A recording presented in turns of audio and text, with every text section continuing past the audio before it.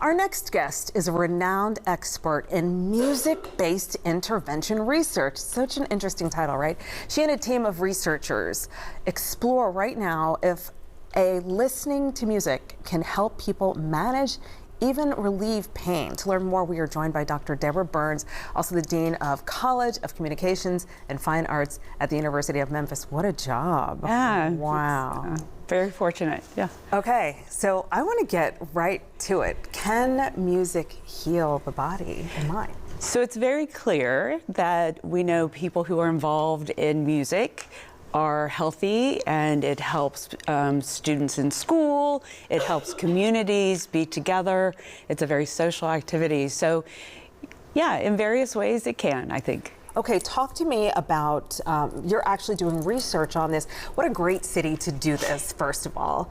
But can you tell me, how did that come to be, and what are you guys doing? So I'm actually what's called a principal investigator in charge of this NIH-funded study. It's called a research network, actually, and there are two others in the country that are focused on music-based interventions in pain.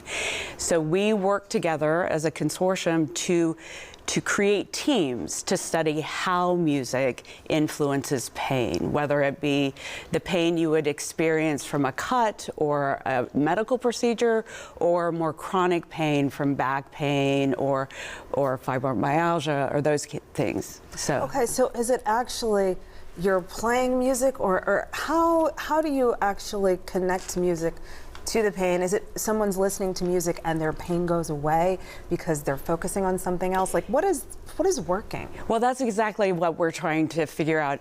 So it's like so if it's acute pain, if it's something like that you've been injured, that yeah, it might be a distraction. But for those people who are in chronic pain, we actually know that chronic pain changes how your brain is wired. Right. And we are looking at ways that music can rewire and undo that faulty wiring from the chronic pain. So it's a concept called neuroplasticity. So oh, explain what neuroplasticity. Yeah, so it's just how the brain grows. You know, neuro and then plastic. Oh, like hard or soft. Soft, right? Yeah. So I remember growing up, we were always taught your brain is what it is, right? You have what you need, right? But we now know, many years later, that the brain continues to develop and make new connections, and that's how we learn, and that's how we discover, and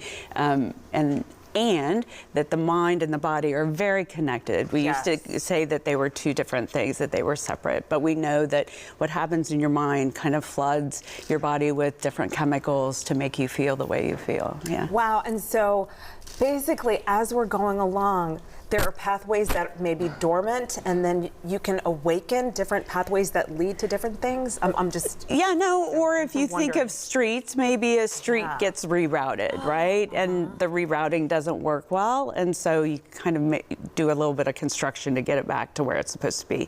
And so the music piece is figuring out what elements of music. Is it the melody? Is it the tonality? Is it major or minor? You know, what are those elements, how the music is constructed, that bring about those changes? What are some of the cool things that you've just seen along the way as you're doing this? And when did the research start?